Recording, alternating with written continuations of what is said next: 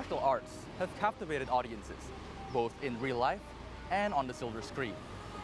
But when you think about those iconic films, most likely you're thinking about boxing, like Raging Bull or Rocky, or maybe Kung Fu with films like Enter the Dragon and Fist of Fury.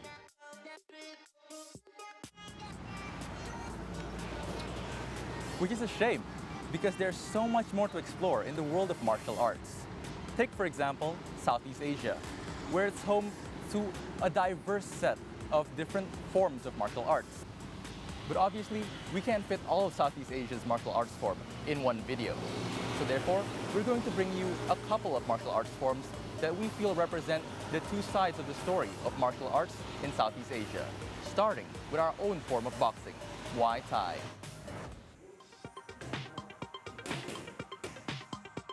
Muay Thai is Southeast Asia's most popular form of martial arts.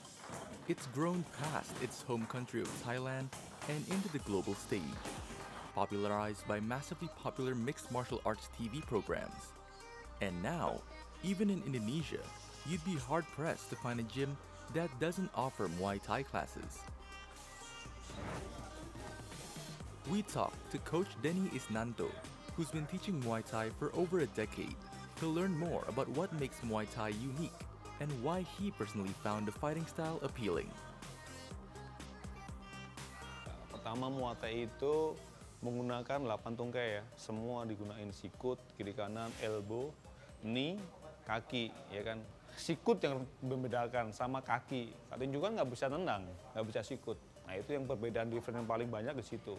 Ya, pertama itu dia simple. Dalam artian gini, nggak perlu beli seragam. Kalau yang bela-bela diri yang kebanyakan mesti di Indonesia kan kayak karate, silat harus pakai baju ini. Kalau di Muay Thai ya udah kita pakai kolor, lepas baju kadang-kadang. Itu yang bikin saya, wah ini olahraganya simple. Tapi efektivitasnya lebih berasa kalau menurut saya. We can trace the roots of Muay Thai back to the 13th century, at the time of the Sukhothai Kingdom, where in order to defend the kingdom from neighboring tribes, the soldiers of the First Thai Army were taught Muay Thai as a form of unarmed combat. Afterwards, around the 18th to early 20th century, Muay Thai formally became a national sport of Thailand, and the rules and regulations are introduced. What started as a national sport has now become internationally renowned, and Coach Denny says that Muay Thai's success owes a lot to the Thai government's continued support for the sport.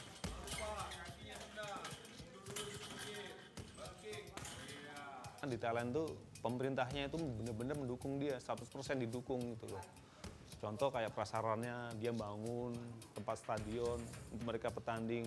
Jadi ada wadahnya. Kalau di sana tuh orang Thailand tuh wah, kerjasamanya bagus, dia antar gym, ya kan, owner gym itu bisa bersatu untuk menaikkan ini loh, bela diri kita, budaya kita.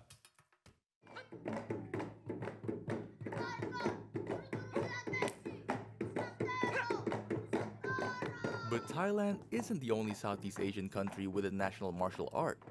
So, to show you our next martial art, let's bring it back home to Indonesia.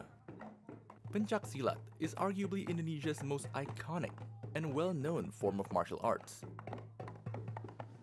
As it's not only recognized by UNESCO as an intangible heritage of humanity, it has also been included in the Asian Games and other region-wide competitions, as well as making feature film debuts courtesy of action stars Iko Uwais and Cecep Arif Rahman in such films as The Raid and John Wick Chapter 3 Parabellum.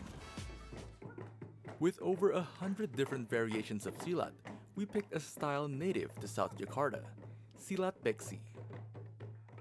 Pencak Silat itself has been around since the 7th century, but the various different variations came as late as the colonial era, one of them being Silat Beksi.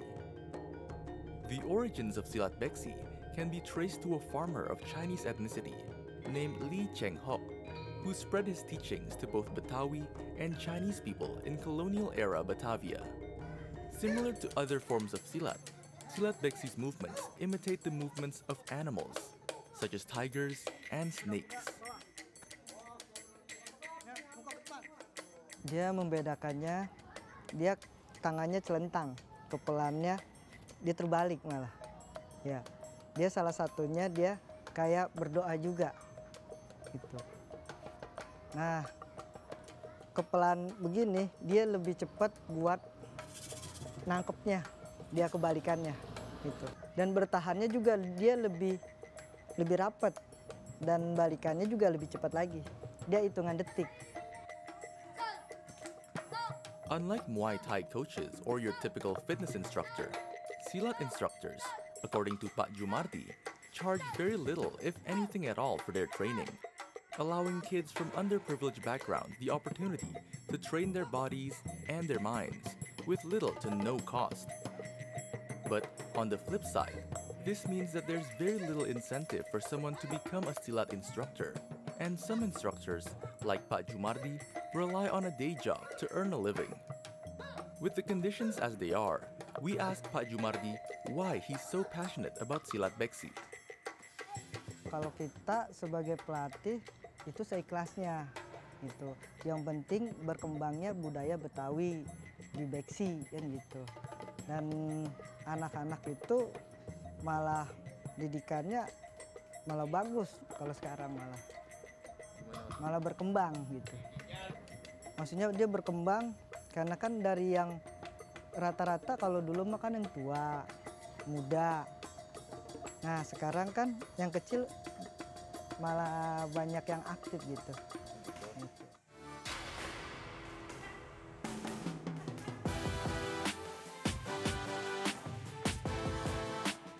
Muay Thai and Silat Beksi are only a small portion of the native martial arts that exist in Southeast Asia. Both of them show a reflection of the people who practice them, as not just a form of self-defense, but also as a way of life. And now, the preservation of these art forms lie in its passionate instructors and the students that they teach. Aries Darta and Nico Arianto for See Today.